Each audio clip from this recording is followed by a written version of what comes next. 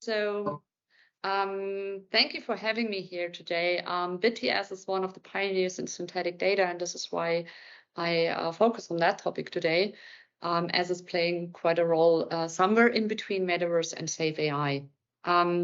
So the topic of synthetic data and synthesized or simulation-based data for training and validation of machine learning algorithms has raised quite some awareness within the last couple of years. And if you believe in Gartner, the prediction is like in 2024, about 60% is already synthetically generated. The big tech companies are promoting, meanwhile, like AI is everywhere, but also simulation is everywhere. And somehow those two technologies interfere with each other, as AI will boost simulation as well as the simulated data helps to train better AI and so on. Which is pretty cool for us. Nevertheless, if it comes to really safety critical use cases, there's some things to take into account. And this is why I want to touch on that area a bit more in detail, as I think that's pretty interesting also for that audience. So if you look at a traditional pipeline in the field of, for example, future mobility, in this case, autonomous driving, in machine learning, it comes first on data capturing and building up the right data pool. Then AI models are trained and generated, but also integrated in functions. And all those functions at the end of the day need to be highly accurately tested and validated. And at the end of the day, also be certified. And this is where, again, the data comes in. So data is at the beginning, at the end, but with a certain quality level that has to be fulfilled in order to make sure that it can be used also for this safety critical cases. And in those areas, synthetic data is seen as an additional way to complete the data pools. So for sure, you will have a path for real data capturing and traditional labeling data sets, but also synthetic area comes more and more in as it fulfills some of the requirements that you can do with real data. So one typical case is you can drive many, many hours without a lot of accidents on the way, and on the other end, specifically for the perception, for example, you would like to have a lot of near accident situations in your training data sets, which, as you can imagine, is also not a good way to just do that with human models to try to generate real data with them. And this is where synthetic data can fill the gap where no data is available. Beyond that, we also experienced that, especially in the cases where you capture data for humans, usually you end up quite easily in just stopping as the demonstrator, as in real life it's hard to capture data and not being restricted by the GDPR and so on. And this is also where synthetic data is highly appreciated. The same is true for if you want to make sure that there's no bias in the data, and synthetically generated data can fill those gaps and make sure that this is a reliable data set. And last but not least, the labeling and the ground truth information is much more accurate, as it's kind of directly implemented in the raw 3D content and just extracted out of that. So there's no human error in the labeling process. And also we can extract much more different kinds of data out of the synthetic generated world. Here's some examples. What interests our customers is always those near accident situations that occur, and in those also then do some variations and check and test the system. What happens if the situation was slightly different, in order to make transparency to what has the machine model learned and how can we improve the system and so on. And now show you a bit what the outcome is then, what we provide as data sets for perception. It looks a bit weird, as the requirement was more, we want to have the huge density of relevant information in a small data set, which is also possible on that end, as we vary all different components like light situations, traffic situations at the same time. So each and every frame is completely different. And that means that it's quite challenging then for the machine learning approaches.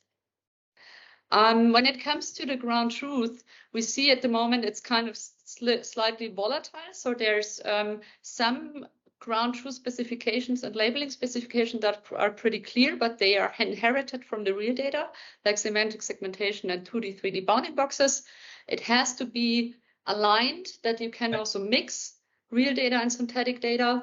But then there's much more coming up. We're still changing, and where it requires many different parties to come together from the safety and security aspects, as well as from the function developers, as well as from like the computer graphics areas, to make sure that this is fulfilling the right information, and that also we can transform it to whatever comes up in future, as this is a slight transformable perspective. Also, our chain is built up the same way. So we start with whatever content and raw data we find, and we validate that data.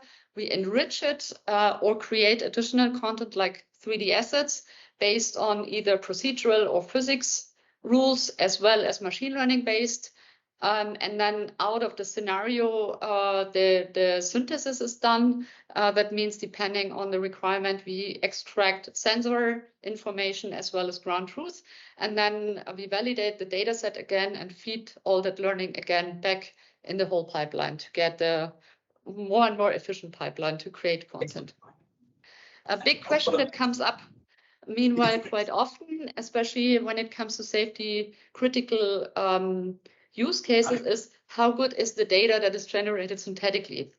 And the honest answer, it depends. So you can reach a really good quality, but you need to know what to do, and you should not ignore physics. And this is why we bring together usually AI plus physicists plus processes and methods and tools to make sure that the outcome is reliable and validated.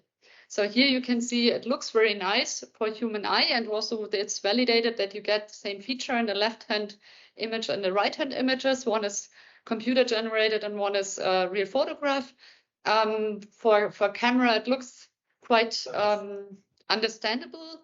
It's a bit different when you come also to other sensor modalities like radar and LiDAR. And there we perceive that the sensor accuracy and fidelity is really highly dependent on the quality of materials that are used in the 3D content, and where we focus also a lot on. So here's some results where on one end, for the point cloud distribution, we worked with kind of standard processes and tools, and in the other one we did it really the deeper level to use correct measured materials and the EM simulation to provide the result that is usually what the LiDAR sees or the radar sees. And that really makes at the end of the day a difference. As you can imagine, you would learn completely different things from out of those two images. In order to bring the different strengths together and also to build up more scenarios, we also collaborate with different guys from the computer graphics industry, asset creators, measurement companies, and so on. And the key for that collaboration and to build up this ecosystem is that we also count on open formats, and we drive also the standardization and the openness and the exchange formats, as we see that this is really a must in order to also be at the end of the day able to publish some of the data and boost research, which I think is very important in Germany as well. What is the future or the next step? We're quite excited on what is popping up in the field of automated 3D asset generation, where also generative AI comes into the game. We also do some experiments for sure with ChatGPT to enrich specifications and to overcome gaps of specifications and so on. Nevertheless, it has to be very conscious decision what to use and what is the impact on the whole chain. So this is for us the important part, to make sure it's not just a nice looking image or a nice looking asset. It also requires to have the relevant information that we then can along the whole chain and for the end use case guarantee that the quality level is fulfilled. and can be used, the data set, to also industrialize that.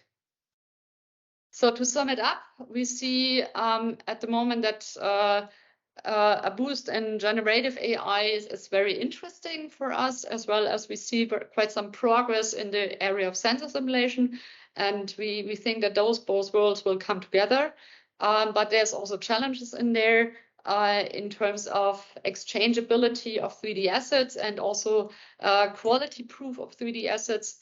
On the rendering side, we see it's recommended to analyze the whole pipeline. What is the workload for the AI and what is other workloads, and how does the whole system to be set up in order to fulfill efficient data sets and provide efficient data sets.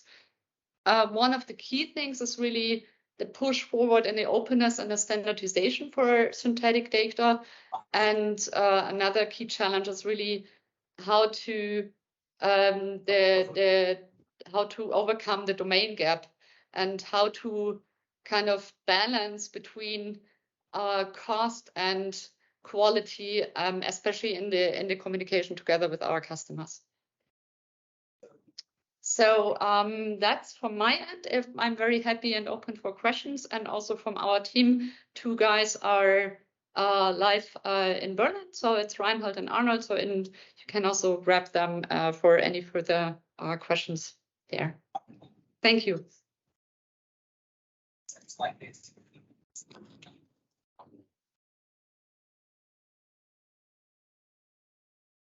All right, Cornelia, thank you very much, and thank you for sharing your work and your experiences.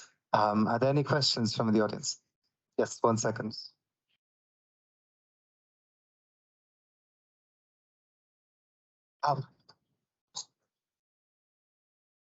Hi, my name is Julia Reinhardt, and I work here at AI Campus as a non-profit senior fellow on AI governance, funded by Stiftung Mercator. And since I'm working on AI governance, I've started in the past weeks and months to delve a little bit into the question of whether synthetic data can actually be a kind of part of a solution of a normative problem that we have, and that is that historic data is so often biased and doesn't really represent the whole society, marginalized communities, people who wouldn't be automatically in the historic data, and also because developers teams don't think of them. It's not it's not something that I blame them for, but it's just, it's statistically a problem. And so I was wondering so with the upcoming AI Act, you will have to, especially in the field of transportation, you will have to prove in some way that you use representative training data. Do you think that synthetic data could be a solution for that? What is not a solution? And also, like, normatively speaking, is it okay to make up data to make it more representative? Okay, tough question. So I think synthetic data can definitely be beneficial to overall generate a good data pool. And at least it's a kind of the technology where you can overcome some of all those challenges that are there if you work with real data. At the end of the day, it's really the big step. Are we fast enough in Germany, and do we push that topic good enough in order to have here also a good data pool and so on? And there, I think there's still challenges also in the EU Act when it comes to work together, exchange data, and support each other for providing or pushing those technologies forward.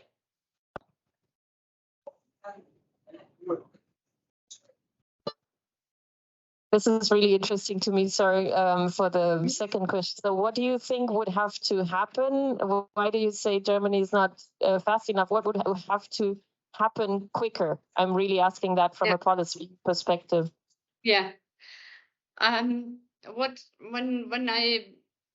yeah, when I worked also in the automotive industry and then also at a tech company, I realized that sometimes it's challenging for us to really move forward from technology side. We are in Germany quite strict when it comes to regulations and so on, and so it is I still think that it's tough for also the companies to invest in future technologies in that range. So usually I rather get the impression that sometimes it's more like we do exactly what we know, what we need today. But it's sometimes it's not enough risk taking or openness to say let's just do a bit more as we assume that we may use it in future. Not sure if that answers your questions, but that's my overall impression, where we can then stick into discussions of data sharing or data exchange. And in other countries, it's sometimes a bit easier. Not sure if it's always the best solution, but at least from technology point of view, it's sometimes a bit easier to get the basis to then build upon it. There's good things in Germany pushed forward and on the way, but it's still the question if it's fast enough. And there's still much to do, I think, in that field. Yes, I think it's a general theme of tech discussions in Germany for the past decades that the established ways always seem to be the best or the most easily accepted. But thank you very much for asking the question. Very relevant question, especially right now. Difficult to answer, difficult to resolve.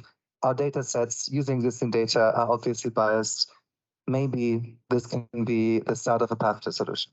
Thank you very much. And thank you very much for sharing and answering the question.